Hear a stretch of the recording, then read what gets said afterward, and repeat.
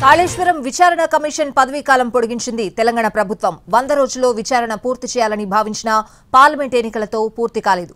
దాంతో మరో 2 నెలల పాటు పొడిగించింది ప్రభుత్వం.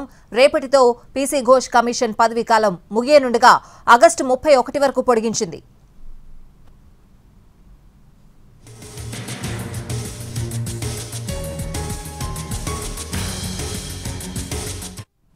కాళేశ్వరం విచారణ కమిషన్ పదవీకాలం పొడిగించింది తెలంగాణ ప్రభుత్వం.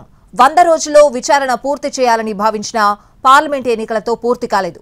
దాంతో మరో 2 నెలల పాటు పొడిగించింది ప్రభుత్వం. రేపటితో పీసీ ఘోష్ కమిషన్ పదవీకాలం ముగియనుండగా ఆగస్టు 31 వరకు పొడిగించింది.